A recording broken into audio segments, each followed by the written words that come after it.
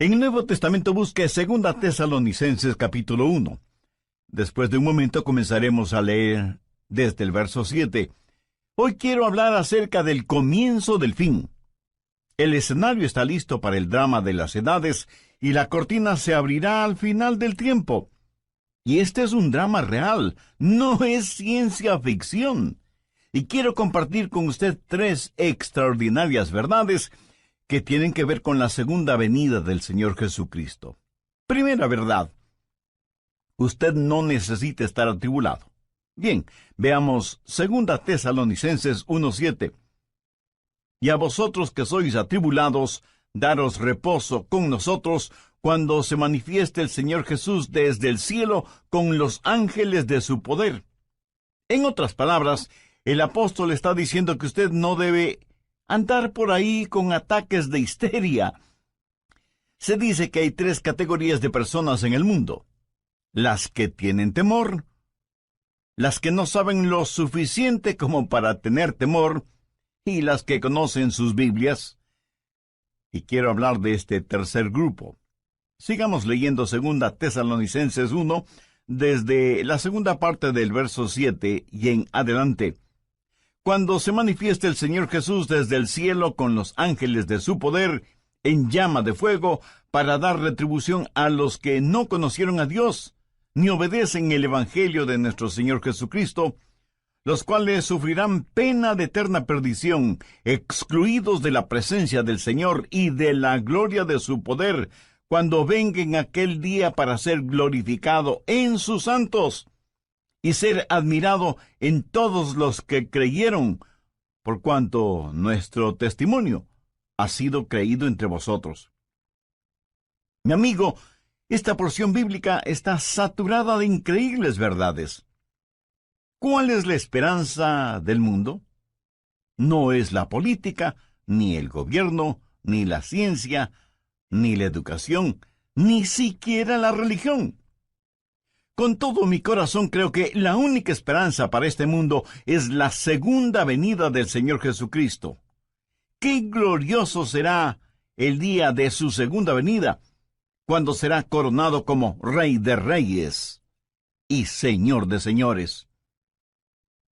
En la actualidad su señorío está encubierto. Más bien, yo diría que está siendo ignorado. Cuando Él vino la primera vez, vino como el humilde Nazareno. Cuando venga por segunda vez, vendrá como Rey, como Señor, y vendrá para ser glorificado y admirado por sus santos. Aquel que fue despreciado, ridiculizado, golpeado, flagelado, coronado con espinas, clavado en una cruz y enterrado en una tumba ajena, es el que vendrá por segunda vez. Y aunque su segunda venida será horrorosa para sus enemigos, será un día de gloria para sus hijos y sus hijas. Los santos de todas las edades, al pensar en su segunda venida, no dejaron de orar: ven pronto, Señor Jesús. En el verso 7 leemos: cuando se manifieste el Señor Jesucristo. Note que el apóstol no dice si es que, sino que dice ¿cuándo? No como pregunta, sino como confirmación. Ahora, ¿cuándo será eso? Jesús regresará en el momento preciso. La Biblia dice que Jesús vino la primera vez en el cumplimiento del tiempo. Ni un minuto antes ni un minuto después. De la misma manera, su segunda venida será a tiempo. Busque Malaquías 4:2. Mas a vosotros los que teméis mi nombre, nacerá el sol de justicia, y en sus alas traerá salvación. Déjeme decirle algo acerca de este sol de justicia. Usted no puede ni acelerar ni detener la salida del sol, ¿verdad? Pues así será la segunda venida del Señor. No podemos ni acelerarla ni detenerla, pero un día Él vendrá nuevamente. Abrirá la cortina de la mañana y alumbrará al mundo con la adorada luz de su segunda venida.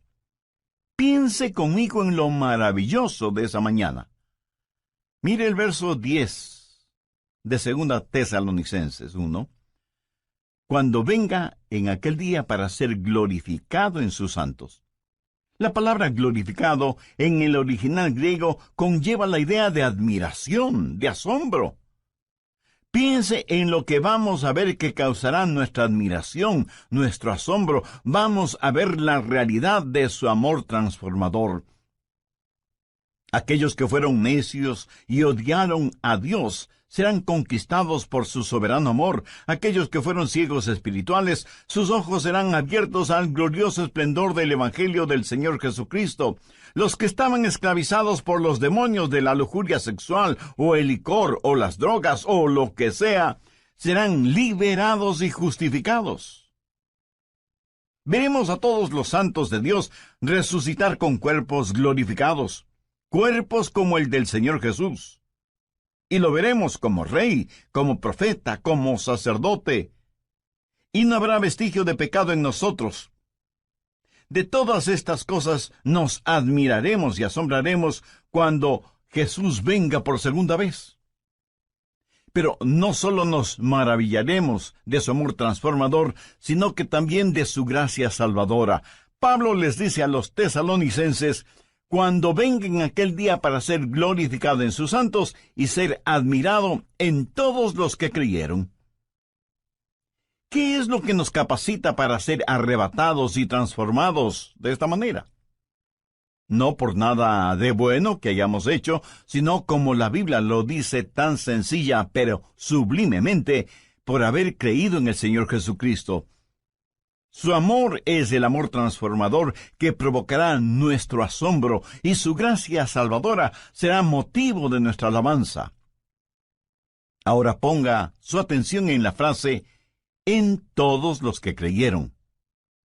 Piensen en eso. Ninguno de ellos se perderá. Ningún hijo o hija de Dios se perderá. Cuando Jesús nos salva, Él nos guarda y protege. Jesús dijo: yo les doy vida eterna, y no perecerán jamás, ni nadie las arrebatará de mi mano. Y no debemos pensar solo en lo maravilloso de su venida, sino también en el testimonio de su venida. Pablo, al escribir a los hermanos en la iglesia de Tesalónica, les estaba dando su testimonio. Hermanos, aquel Jesús que vino, vendrá otra vez. Y ellos creyeron ese testimonio. Pero Pablo constantemente testificaba sobre la segunda venida del Señor. Ese era uno de los puntos fuertes de su predicación, y los hermanos recibieron el testimonio del apóstol. El apóstol les dijo: les hemos dado testimonio a ustedes que creen. ¿Sabe usted cuál será mi mayor gozo cuando esté en el cielo? El ver a personas a las cuales tuve el privilegio de presentarles al Señor Jesucristo. Yo no quiero ir al cielo sin haber hablado a nadie de Cristo. Eso sería una vida totalmente desperdiciada, ¿no le parece? De eso está hablando Pablo, de la segunda venida de Cristo, cuando Jesús nos será revelado como Rey y Señor, de que Él vendrá y será admirado por sus santos, y que nuestro testimonio como creyentes debe mostrar que creemos más en lo que dice la palabra de Dios que lo que dicen los periódicos y las revistas. Pero Pablo dice algo más. No solo que usted necesita no atribularse, sino que la segunda verdad es la siguiente: usted no debe dejarse atrapar. No debe dejarse engañar. Busque 2 Tesalonicenses 2 desde el verso 1. Pero con respecto a la venida de nuestro Señor Jesucristo y nuestra reunión con Él, os rogamos, hermanos, que no os dejéis mover fácilmente de vuestro modo de pensar, ni os conturbéis ni por espíritu, ni por palabra, ni por carta como si fuera nuestra, en el sentido de que el día del Señor está cerca.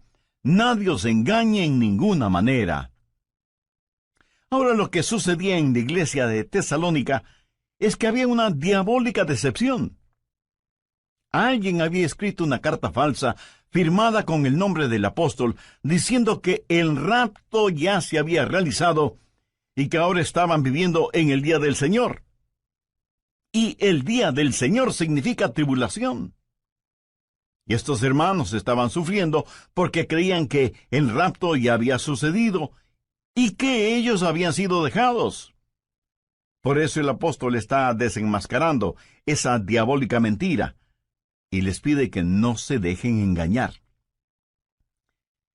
Hay cualquier cantidad de engañadores y charlatanes espirituales, cualquier cantidad de autoproclamados apóstoles, profetas y maestros que engañan a muchos en nuestros días. Y esa es la razón por la que estamos estudiando profecía bíblica. Pablo les dice a los hermanos: confiad en lo que os decimos. No se atribulen, no se dejen atrapar, no se dejen engañar, no se dejen engañar por nadie de ninguna manera. Y comienza a decir lo que va a suceder para que lo sepamos. ¿Y qué es lo que debemos esperar? Mire desde el verso 3.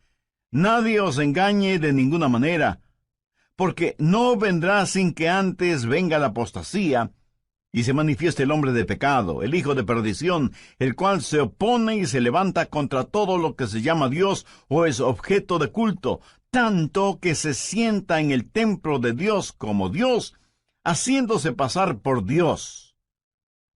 ¿No os acordáis que cuando yo estaba todavía con vosotros, os decía esto?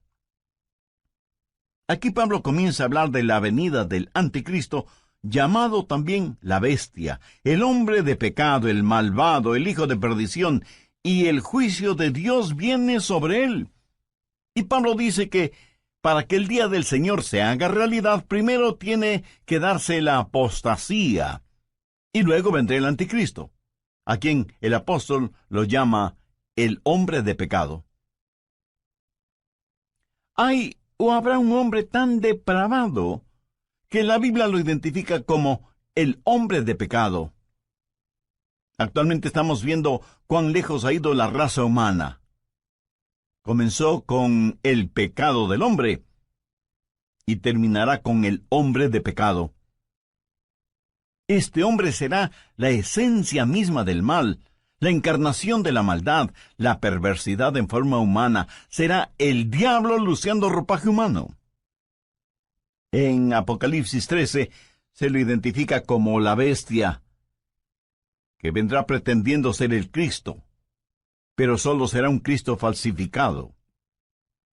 Jesús dijo: el que me ha visto a mí, ha visto al Padre. Cuando el anticristo, la bestia, el hijo de perdición, el hombre de pecado, venga, dirá igualmente: el que me ha visto a mí, ha visto a mi Padre, porque será la encarnación de Satanás. ¿Y qué es lo que él va a hacer? Mire el verso 4. Se opone y se levanta contra todo lo que se llama Dios o es objeto de culto, tanto que se sienta en el templo de Dios como Dios, haciéndose pasar por Dios. La suprema ambición del diablo es el ser adorado. Mire lo que él dijo en Isaías 14:14. Y seré semejante al Altísimo. ¿Lo ve? Satanás quiere recibir adoración. Por eso se opone a Dios y a todo lo que tiene que ver con Dios, y hasta llegará a sentarse en el templo como si fuera Dios. De paso, quiero decir que esto revela que el templo de Jerusalén será reconstruido. La Biblia enseña que vendrá un tiempo de apostasía, de desviarse completamente de la palabra de Dios, y que durante ese tiempo el hombre de pecado, la bestia, el anticristo, será revelado. Por eso Pablo dice en 2 Tesalonicenses 2:3, nadie os engañe en ninguna manera, porque no vendrá sin que antes venga la apostasía y se manifieste el hombre de pecado, el hijo de perdición. Aquí la palabra manifieste literalmente significa que va a ser expuesto, se va a quitar el velo o cortina que lo oculta. Ahora, si el rapto está cercano, eso quiere decir que el anticristo está ya vivo y presente en algún lugar de nuestro planeta Tierra, y está esperando el momento oportuno para darse a conocer, para quitarse el disfraz. El apóstol Pablo dice claramente que ya está en nuestro mundo el espíritu del anticristo. Anote 2 Tesalonicenses 2, los versos 6 y 7. Y ahora vosotros sabéis lo que lo detiene, a fin de que a su debido tiempo se manifieste. Porque ya está en acción el misterio de la iniquidad, solo que hay quien al presente lo detiene, hasta que él a su vez sea quitado de en medio. Aquí se habla del poder que restringe al diablo. Pablo dice que existe en el mundo un espíritu de iniquidad, y por eso es que la maldad es tan prevalente en nuestros días. Estuvo presente en la época de Pablo, tanto como lo está presente en nuestra época. Estamos enfrentando seres espirituales de maldad que están bien organizados, son inteligentes, invisibles, incansables. La Biblia los identifica como el misterio de iniquidad. Es una conspiración diabólica que se hará más fuerte en los últimos días, liderada por el anticristo. Sin embargo, la Biblia dice que esta conspiración está siendo detenida, restringida. Mire nuevamente el verso 7, porque ya está en acción el misterio de la iniquidad, solo que hay quien al presente lo detiene, hasta que él a su vez sea quitado de en medio. ¿Quién es el que restringe a Satanás? Verá, Satanás no puede hacer todo lo que hoy quiere hacer, pero que un día sí lo hará. Hay alguien que detiene a ese anticristo, a este superhombre de Satanás, para que no haga todo lo que quisiera hacer este mismo momento. ¿Quién tiene ese poder para restringir las actividades de Satanás? Es el Espíritu Santo, cuyo ministerio es el ayudar a los santos. Pero no solo eso, sino que también debe restringir a Satanás. Así que el ministerio del Espíritu Santo es doble: ayudar a los santos y restringir la obra del diablo. Cuando el rapto se haga una realidad y los creyentes sean arrebatados para encontrarse con el Señor Jesús en el aire, el Espíritu Santo que vive en nosotros será quitado del camino. Verá, la genuina iglesia cristiana ahora mismo, llena del Espíritu Santo, es el gran obstáculo en la supercarretera de Satanás. Al diablo le encantaría ver desaparecer la iglesia. El diablo quisiera detener la difusión de mensajes como este que le estoy entregando ahora mismo. Satanás estaría feliz si nosotros, hijos e hijas de Dios, juntamente con nuestras oraciones y el Espíritu Santo, no estuviéramos en su camino, porque le somos un impedimento para sus planes. La iglesia, llena del Espíritu Santo, es la fuerza que restringe la obra de Satanás en el mundo. Y si usted cree con toda razón que hay extrema maldad en el mundo, imagínese lo que sería y lo que será cuando el Espíritu Santo y la iglesia sean quitados del mundo. ¿Está usted lleno del Espíritu Santo? Lo estará si tiene a Cristo en su vida. En el programa anterior vimos 2 de 3 extraordinarias verdades que encontramos en 2 Tesalonicenses 1, los versos del 7 al 10. Primera, usted no necesita estar atribulado. Segunda, usted no debe dejarse engañar o atrapar. Bien, prosigamos con nuestro estudio.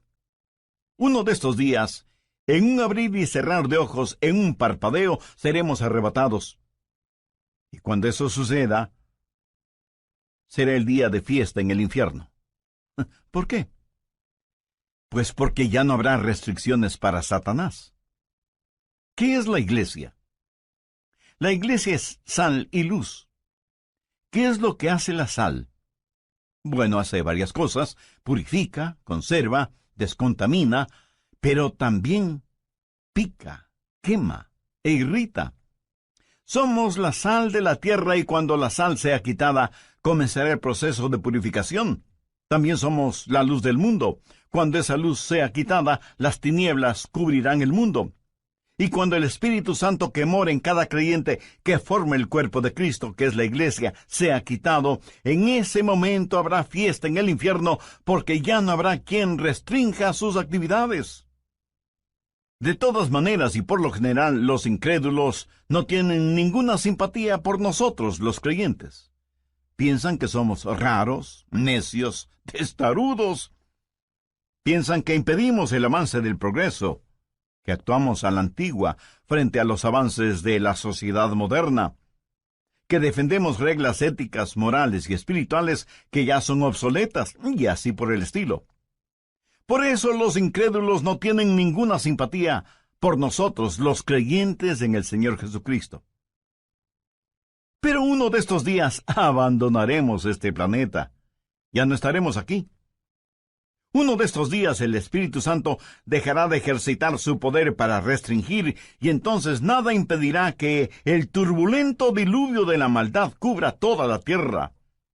Ese es el tiempo que la Biblia lo identifica como la gran tribulación. Pablo les dijo a los tesalonicenses que no deben sentirse atribulados, que confíen en sus enseñanzas y que el día del Señor estaba cerca, pero también les pidió que no se dejen engañar con cartas falsas o por charlatanes que mentían acerca de la segunda venida del Señor, y que el tiempo de la tribulación todavía no había llegado. La tribulación tendrá lugar después del rapto de la iglesia, después de la apostasía, después de que se manifieste el hombre de pecado, el hijo de perdición, el anticristo. Cuando usted entienda lo que el anticristo puede hacer, y lo hará, dará gracias a Dios por el ministerio del Espíritu Santo que restringe la actividad diabólica. El anticristo será el diablo encarnado. Ahora escúcheme atentamente. El anticristo será un gran genio intelectual. Su autoridad será sobrecogedora. Su odio hacia quienes no están con él será extraordinario. Sus técnicas manipuladoras serán incomparables. Los hombres estarán listos a dar la vida por él. Las mujeres se desmayarán a sus pies y los niños pronunciarán su nombre como si fuera una alabanza.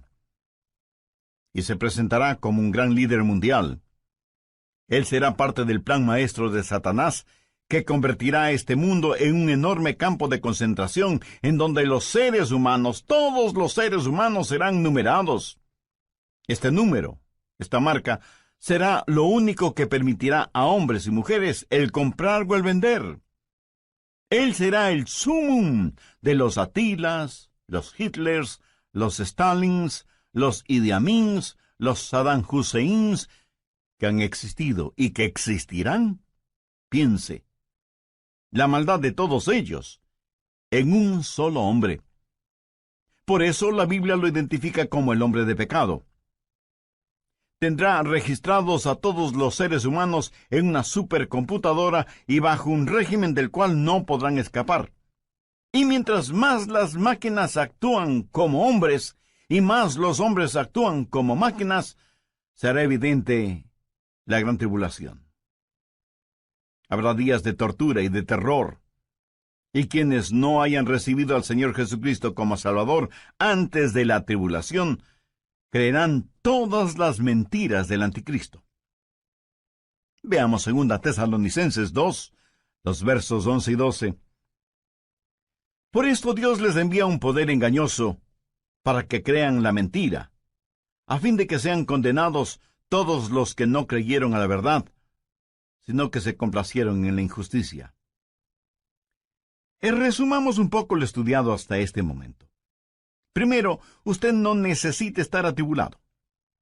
Segundo, usted no debe dejarse atrapar o engañar.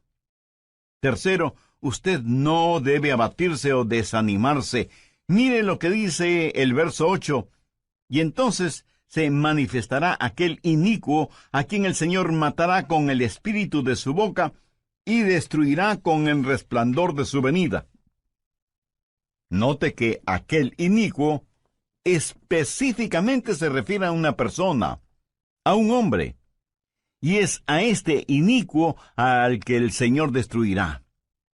Y tal vez alguien me pregunte, pastor, ¿qué significa eso de el Señor matará con el espíritu de su boca? Bueno, gracias por la pertinencia de esa pregunta. Para contestarla, permítame a mí hacerle una pregunta. ¿Sabe usted cómo va a ser peleada la batalla de Armagedón? Por si no lo ha notado, la Biblia dice que la batalla de Armagedón se peleará con palabras que saldrán de la boca de Jesús. ¿Cuáles serán esas palabras? Dos sencillas, pero poderosas palabras. Cáiganse muertos. Eso es. Jesús los consumirá con el espíritu de su boca y con el resplandor de su venida. Amigo, amiga, lo que estoy tratando de decir es que usted no necesita estar atribulado, usted no necesita estar atrapado o engañado, usted no necesita ser abatido o desanimado. ¿Por qué?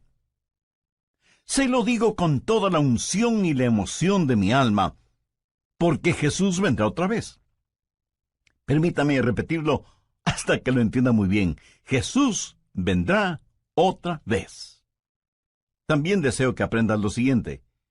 Hay dos aspectos de la segunda venida de Cristo. Y cuando se habla de su segunda venida, literalmente se está hablando de su aparición física y corporal entre los hombres. No es primordialmente una determinada fecha, sino más bien una serie de eventos que sucederán cuando nuestro Señor Jesucristo venga nuevamente. ¿Cuáles son algunos de esos eventos? En primer lugar, Él viene por su novia, la iglesia, y esa venida será dulce y secreta. Mire lo que Pablo dice en 2 Tesalonicenses 2:1. Pero con respecto a la venida de nuestro Señor Jesucristo y nuestra reunión con Él, ¿cómo será su venida? Busque por favor 1 Tesalonicenses 4:16.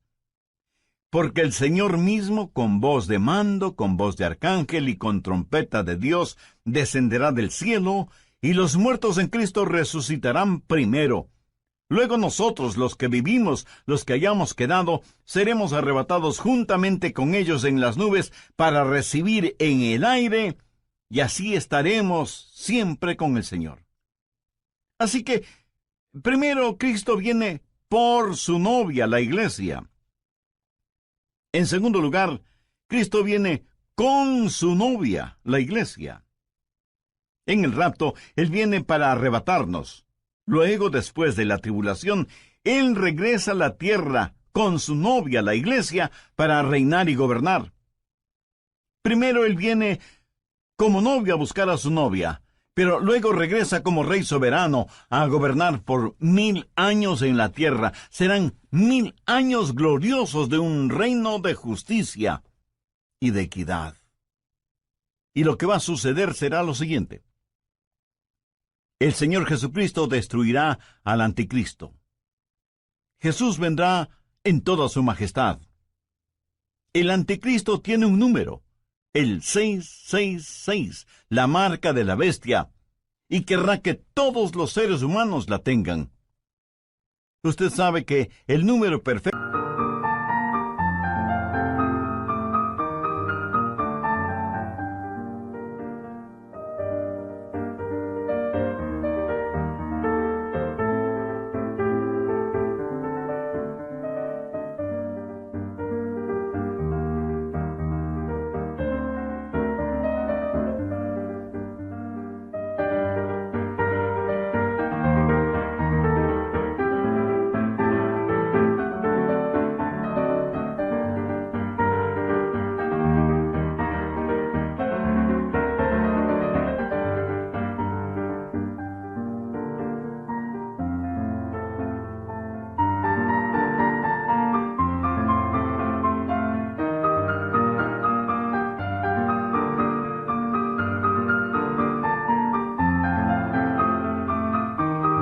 es el 7.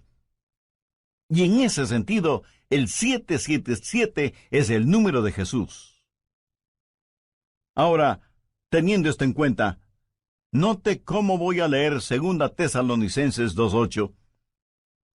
Entonces se manifestará aquel inicuo, o sea, el 666, a quien el Señor, o sea, el 777, matará con el espíritu de su boca, y destruirá con el resplandor de su venida. ¿No le parece eso extraordinario? Cuando Jesús vino la primera vez, vino para sufrir, padecer y morir por nosotros. Cuando Él venga la segunda vez, vendrá para reinar en poder. Cuando vino la primera vez, le pusieron una corona de espinas. Cuando venga por segunda vez, lucirá su brillante corona de gloria. Cuando vino la primera vez, vino para morir en lugar de los pecadores. Cuando venga por segunda vez, será para ejecutar el juicio sobre los pecadores no salvos, porque Jesús es tanto Salvador como juez.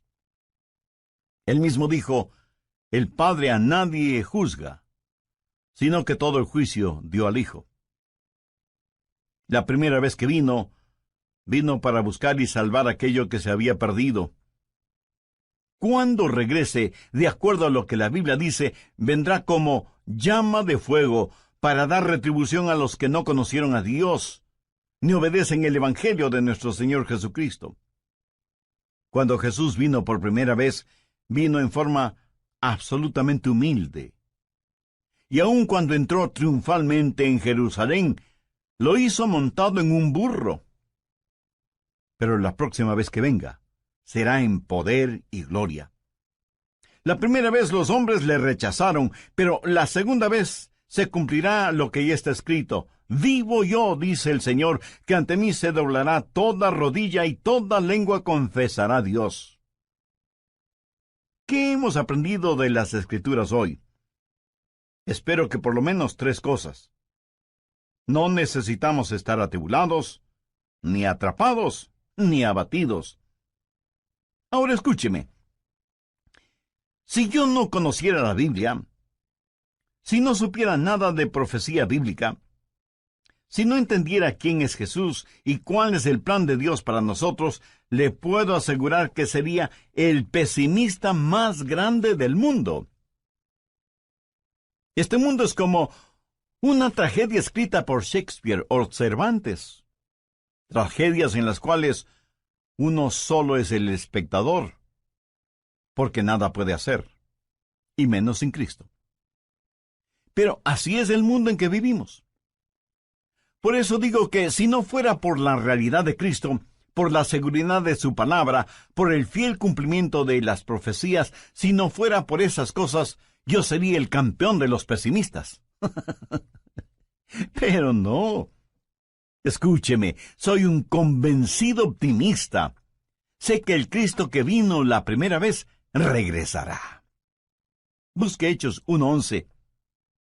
Este mismo Jesús que ha sido tomado de vosotros al cielo, así vendrá como le habéis visto ir al cielo. Ahora, ¿qué significa todo esto para nosotros? Significa que estamos en los gloriosos días, que son los del principio del fin. Y necesitamos dar el siguiente paso. Mis amigos, estos no son días para aletargarnos, o para retroceder, o para callarnos, hasta que el rapto llegue y seamos arrebatados.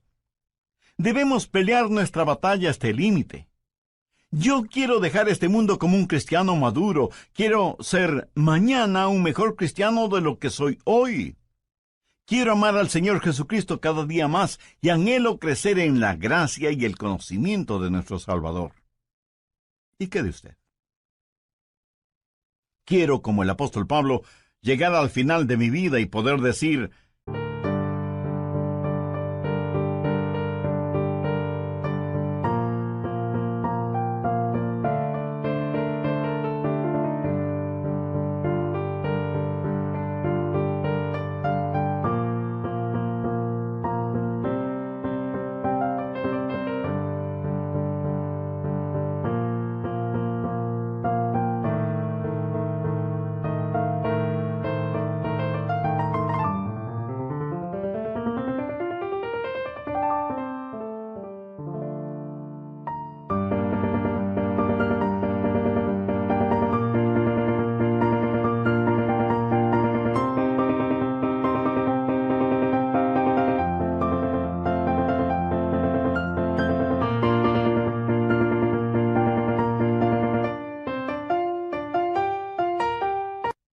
peleado la buena batalla, he acabado la carrera, he guardado la fe. Por lo demás me está guardada la corona de justicia, la cual me dará el Señor juez justo en aquel día, y no solo a mí, sino también a todos los que aman su venida. ¿Lo notó? El gran apóstol Pablo, al final de su vida, dijo que continuaba subiendo y subiendo. ¿Qué significa esto? Que hay un factor de intercesión. Si Jesús regresa, debemos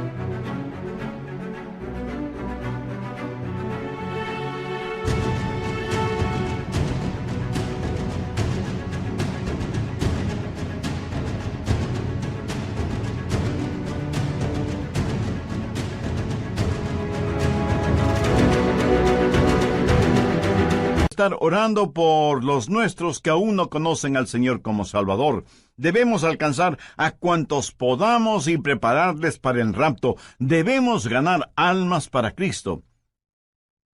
Así que no tenemos solo un factor de intercesión, sino también el factor de ganar almas, de decirle a la gente acerca de Jesús. Debemos tener compasión por las almas que se pierden sin Jesucristo, así como también Él tuvo compasión por nosotros. Y hay además el factor preparación. Usted debe sumergirse en las verdades de la Biblia. Este mundo es tan vil y corrompido, y usted necesita defender y enseñar a sus hijos, a sus nietos. Atesore las profecías bíblicas en su corazón y compártalas en su hogar con sus seres amados, y afuera con los vecinos, y en la oficina con sus amigos. Prepárelos para lo que vendrá sobre este asunto. Yo siento verdadera pena por aquellos que no quieren entender las cosas de Dios y que por lo tanto no tienen un fundamento, una roca sólida en la cual afirmarse durante estos tiempos peligrosos que vivimos. Y finalmente, tenemos el factor del consuelo. Gracias a Dios que podemos decir, ven pronto, Señor Jesús. Ahora, si a usted le molesta la realidad del regreso del Señor Jesucristo, eso quiere decir que usted ama las cosas que este mundo ofrece, y consecuentemente no ama a Jesús. Porque si usted amara a Jesús, estaría más que anhelante de su segunda venida. ¿Por qué? Porque ese será un día extraordinario cuando Él venga con sonido de trompeta, y en un abrir y cerrar de ojos seremos arrebatados para encontrarnos con el Señor en el aire. Entonces cada uno de los redimidos podrá decir en forma personal lo que en forma tan convencida dijo el rey David: en cuanto a mí, veré su rostro en justicia, estaré satisfecho cuando despierte a su semejanza. ¿No le gustaría a usted también poder decir lo mismo? Y bien puede, si toma una decisión espiritual por Cristo ahora mismo. Si así lo desea, le invito a repetir conmigo una corta oración. Lo que voy a decir es solo para que le sirva de guía, pero usted ore con sus propias palabras. Dígalas en voz alta o en voz baja, o silenciosamente si así lo prefiere. Pero ore con fe, con sinceridad, con convicción, porque esta decisión tendrá repercusiones eternas. Querido Dios, gracias por este mensaje de tu palabra que he podido escuchar. Confieso que no he pensado mayormente en el regreso de Jesús, pero me doy cuenta que eso se debe a que no tengo a Cristo en mi corazón. Sé que soy pecador, y más que tu juicio, Necesito tu gracia y tu misericordia. Señor Jesús, tú entregaste tu propia vida en la cruz para pagar la culpa de mis pecados, para perdonarme, limpiarme y darme una nueva y abundante vida. Te invito a que vengas a morar en mi corazón y seas mi Salvador y mi Señor. Ayúdame para ser la clase de persona que tú quieres que sea y dame la fortaleza para que nunca me avergüence de ti o de tu santa palabra. Hazme un instrumento útil y de bendición en tus manos. Lo pido en tu santo nombre. Amén.